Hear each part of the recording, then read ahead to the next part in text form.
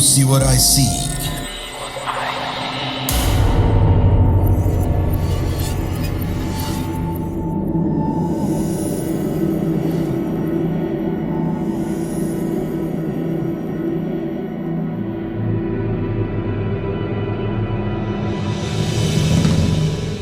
Halo semuanya, apa kabar? Kembali lagi bertemu sama aku Elma, pastinya dari Solo. Kali ini aku mau bercerita satu peristiwa yang untung aja kejadiannya aku alami bersama sepupuku. Sepupuku ini namanya Ratih. Di antara semua sepupuku, aku paling dekat sama dia. Kita ini bestie lah gitu ya. Ratih ini kerjanya jadi seorang BA di salah satu brand kosmetik. Dan Ratih ini juga dia punya cita-cita suatu hari nanti dia pengen jadi seorang perias pengantin. Kalau sekarang istilahnya mungkin MUA. Ya karena dia gak mungkin kan selamanya jadi BA. Dan Ratih ini anaknya tuh tekun banget dan gigih. Dan untuk itu dia tuh udah mulai magang-magang di MUA yang udah punya nama lah di kotaku. Dan bahkan Ratih ini udah menerima panggilan make up atau freelance untuk acara wisuda, acara pertunangan, dan acara ultah dan lainnya. Bahkan Ratih ini juga udah sering ngebantuin MUA untuk jadi timnya saat ada job wedding. Karena kalau ngeliat pengantin itu kan biasanya satu tim. Hingga suatu hari Ratih ini dapat job, dia bantuin salah satu MUA yang udah senior lah untuk ngerias pengantin. Jadi mungkin tugasnya Ratih itu nanti untuk merias keluarga mempelai. Job wedding ini venue-nya lumayan jauh sih. Jadi berada di sekitaran kota Solo. Tepatnya itu di daerah Mojogedang. Jadi kalau orang Solo sekitarnya pasti tahu Mojogedang itu dari Karanganyar masih lurus banget, jadi arah mau ke Tawangmangu. Tawangmangu adalah dataran tingginya kota Solo. Jadi kalau di Jakarta atau Bandung itu puncak lah gitu. Dan kalau emang jobnya deket-deket masih dalam kota Solo, biasanya sih Ratih ini berangkat sendiri. Kalau enggak ya dia dianterin sama kakaknya. Karena pacarnya saat itu masih kerja di luar negeri. Ya karena deket banget, saat Ratih minta tolong aku untuk nganterin, ya aku gak masalah sih. Job wedding Ratih ini jatuh di hari Sabtu pagi. Dan dulu aku pernah jadi WO, jadi aku tahu kalau ada wedding pagi itu pasti make upin pengantinnya itu mulai dari jam 4 pagi.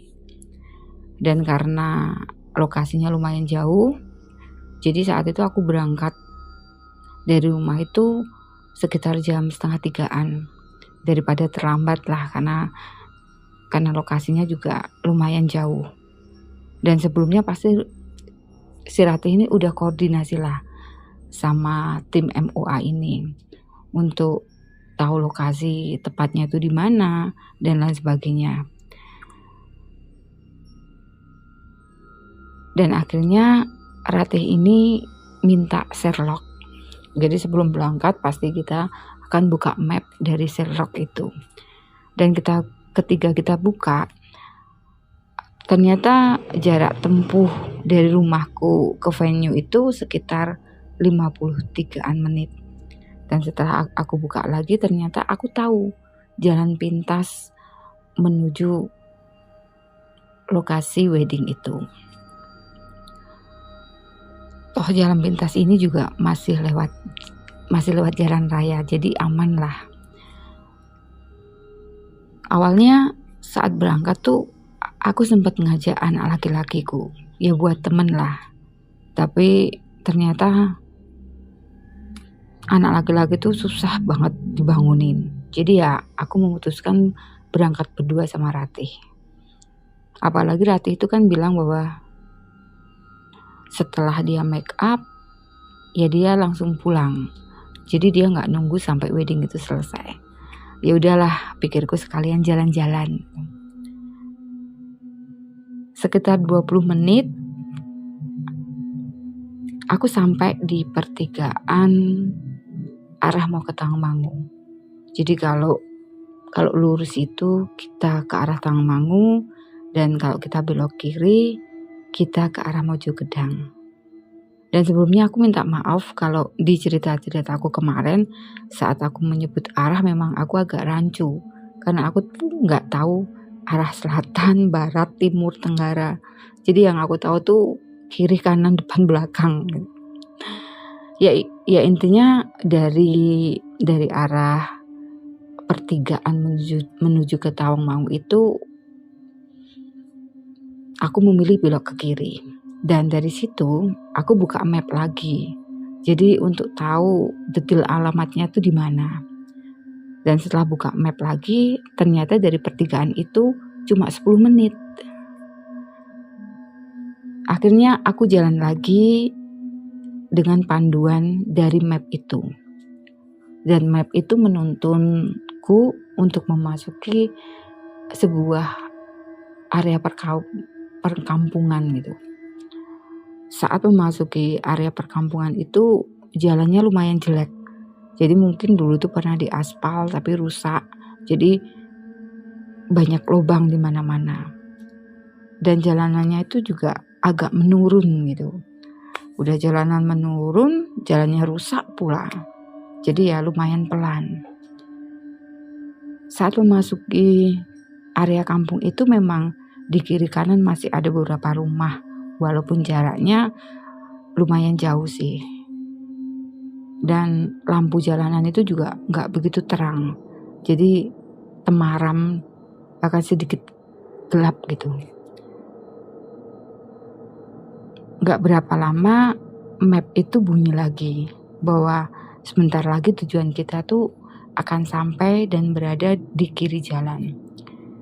Tapi saat aku memasuki kampung tadi, kalau memang lokasi wedding itu udah deket, kok di depan gang tadi gak ada kayak tanda janur atau apa gitu ya.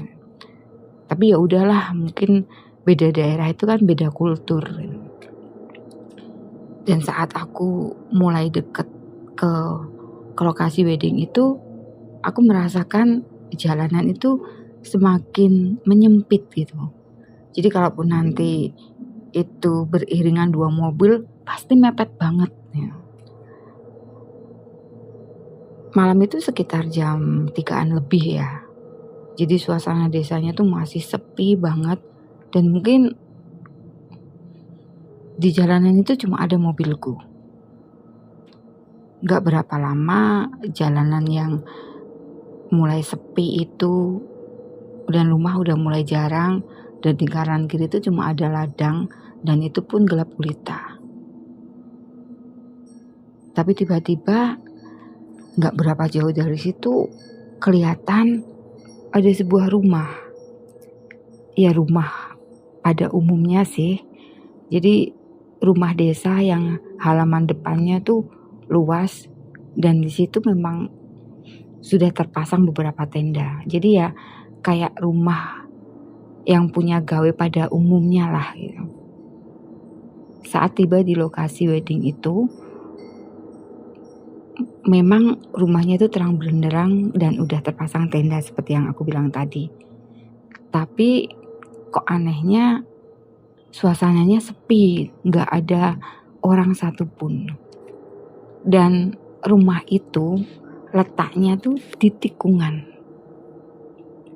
Jadi tikungan, kalau rumahnya itu di sebelah kiri, kalau jalan itu menikung, berarti kita beloknya ke kanan. Saat sampai di situ, yang aku pikir tuh cuman gimana caranya puter balik. Karena saat lampu mobilku menyala, aku sempat melihat ke tikungan itu jalannya kok kecil banget gitu. Jadi ya nanti satu-satunya putar balik, aku harus masuk ke pekarangan rumah itu, mundur, kemudian putar. Saat sampai di lokasi, Ratih langsung koordinasi sama salah satu tim MUA. Sebut saja namanya Mbak Yuli. Ya, Ratih ini mau memberitahukan bahwa dia sudah sampai. Dan untungnya langsung dijawab sama Mbak Yuli. Oke, tunggu sebentar, aku jemput. Sambil menunggu dijemput Mbak Yuli, aku tuh membantu Ratih untuk menurunkan barang bawaannya Ratih. Lumayan banyak sih. Dan saat menurunkan barang bawaannya Ratih, Mbak Yuli ini telepon lagi. Dia tanya, "Teh, aku udah ada di depan, kamu kok gak ada?" Dijawab sama Ratih, "Pas di pintu masuk rumah, Mbak."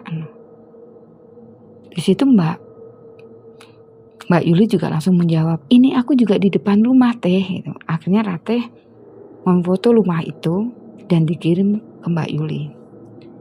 Dijawab lagi sama Mbak Yuli, "Oh ya udah, aku ke situ ya." "Oke," Ratih bilang gitu. Saat itu aku udah selesai membantu menurunkan barang bawaannya Ratih. Sambil menunggu telepon Mbak Yuli lagi. Dan benar, gak berapa lama Mbak Yuli ini telepon lagi. Dari nada suaranya Mbak Yuli sih mungkin dia sedikit jengkel. Karena kok dia gak menemukan aku sama Ratih. Mungkin perasaan jengkel itu sama seperti yang aku rasakan. Karena kita beropini bahwa kita sudah sampai. Hingga akhirnya saat Mbak Yuli itu telepon untuk kesekian kalinya, Ratih ini memutuskan untuk video call, biar jelas lah. Dan ketika video call, Mbak Yuli itu malah kaget dan setengah histeris, bahkan sampai istighfar. "Astagfirullah, Tih, kok kamu sampai di situ gitu? Kamu salah gang." Di situ Ratih langsung menjawab, "Loh Mbak, aku jalan ini sesuai map yang kamu kirim. Tapi kamu salah." Gitu. Mbak Yuli berkata begitu. Bahkan Mbak Yuli ini menambahkan bahwa gang yang seharusnya itu masih 3 gang lagi baru belok. Di situ Mbak Yuli juga menambahkan bahwa ternyata kita tuh berhentinya tuh di depan kuburan. Aku sama Ratih langsung kaget. Karena yang kulihat di depan itu memang benar-benar rumah dengan beberapa tenda dan terang benderang walaupun sepi gitu. Aku sama Ratih itu sempat ngeyel lah istilahnya gitu. "Mbak, ini rumah loh." Gitu. Tapi saat itu Ratih memutar kameranya biar Mbak Yuli itu tahu bahwa itu rumah. Dan ketika Ratih memutar kameranya, tiba-tiba rumah yang tadi terang benderang jadi gelap gulita. Dan ternyata yang benar tuh Mbak Yuli. Kita benar-benar, aku sama Ratih, benar-benar berhenti tepat di depan kuburan. Dan itu jam 3-an lebih sedikit. Padahal posisinya kan itu di tikungan. Dan di depan kuburan itu memang gak ada rumah sama sekali. Aku sama Ratih tuh ya mesti takut lah. Tapi aku berusaha untuk tenang. Karena Ratih tuh langsung mukanya tuh langsung pucat. Dia langsung bilang, "Ayo Mbak, kita balik." Kalau kita mau buru-buru balik kan ya gak bisa. Karena kita harus kembali menaikkan barang bawaannya Ratih ke dalam mobil. Dan itu butuh waktu. Dan akhirnya dengan tergesa-gesa aku memasukkan lagi barang bawaannya Ratih ke dalam mobil. Dan saat itu aku sama Ratih sama-sama mendengar suara kayak orang yang mengeram dan itu lumayan keras. Saat itu sambungan telepon tuh masih terhubung dengan Mbak Yuli. Dan Mbak Yuli itu malah bikin aku panik. Ayo buruan teh. Aku kan bingung. Kalau aku mau mundur itu jaraknya lumayan jauh dari gang. Dan apalagi waktu masuk gang itu jalannya menurun. Kalau aku mau balik kan berarti jadi naik jalannya. Kalau posisi mundur kan lumayan susah juga. Apalagi jalanan itu lumayan berlubang. Dan akhirnya Mbak Yuli itu untungnya berinisiatif, dia tuh mungkin memanggil salah satu keluarga mempelainya ya. Jadi dari salah satu keluarga mempelai itu dia menuntunku. Jadi dia menyarankan mau gak mau aku harus berbelok ke tikungan ke arah kanan itu. Ya aku ikutin aja arahan dari bapak ini. Begitu kita berbelok, benar jalanan itu benar-benar cukup satu mobil dan bergelombangnya minta ampun.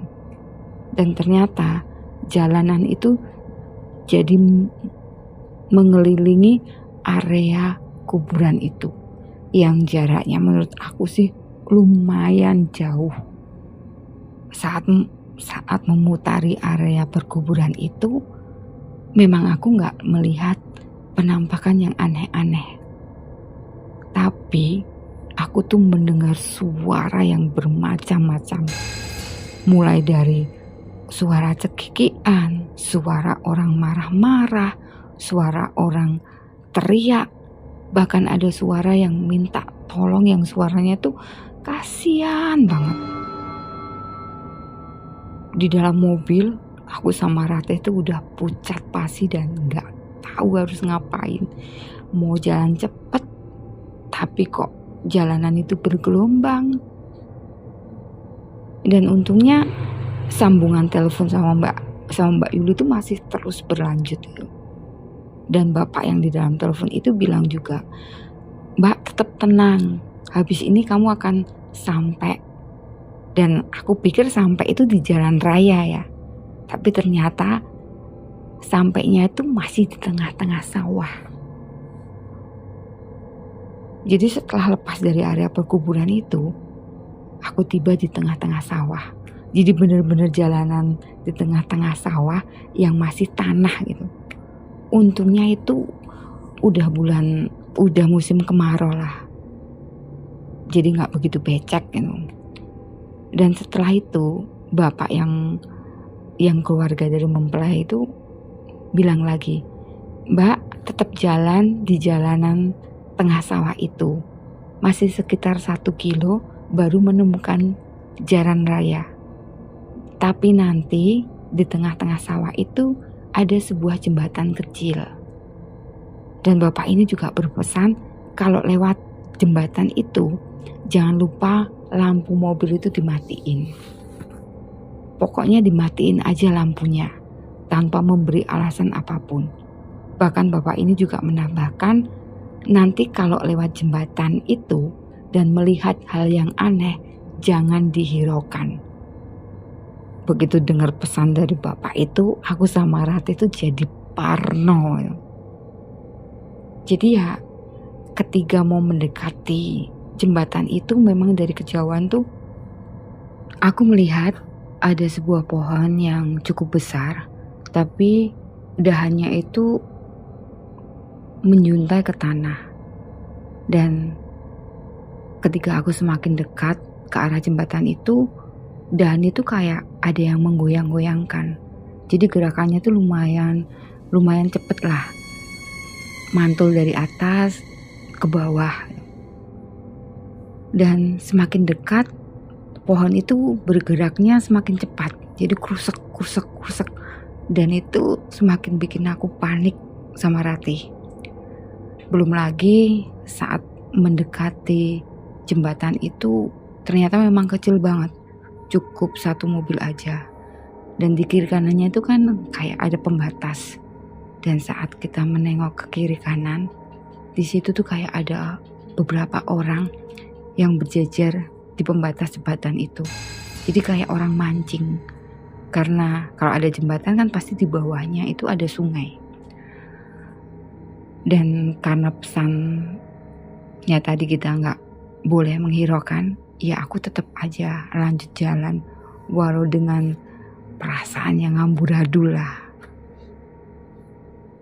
Untungnya nggak lama kita menemukan jalan raya. Dan setelah tiba di jalan raya itu, aku rasanya tuh lega banget. Di situ Ratih telepon Mbak Yuli lagi minta dijemput. Karena rasanya tuh kaki tuh udah nggak kuat untuk nginjek gas. Dan di situ aku sama Ratih tuh malah ketawa gitu loh. Ketawa antara panik, takut, dan nggak mengira kita tuh bakal mengalami hal-hal mistik berdua gitu. Bahkan si Ratih ini sempet yang ngebanyol lah. Ini mungkin gara-gara karena aku sering cerita horor. Nah jadi ditakutin. Ya aku langsung jawab, gak ada satupun yang pengen punya pengalaman mistis secara sengaja.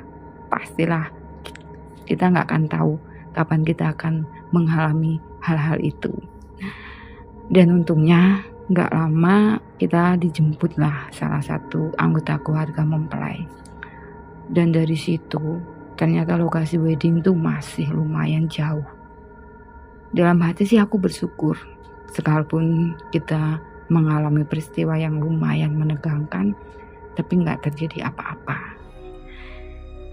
Dan akhirnya itu ceritaku, jadi semoga bisa jadi inspirasi bahwa sebelum kita melakukan perjalanan, gak ada salahnya kita untuk berdoa dulu, mohon keselamatan pada Yang Maha Kuasa.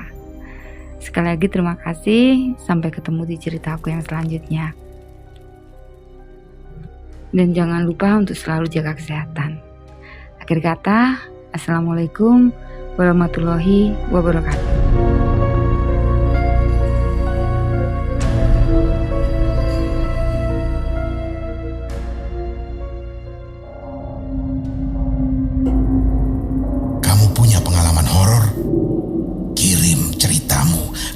podcast.ceritahoror@gmail.com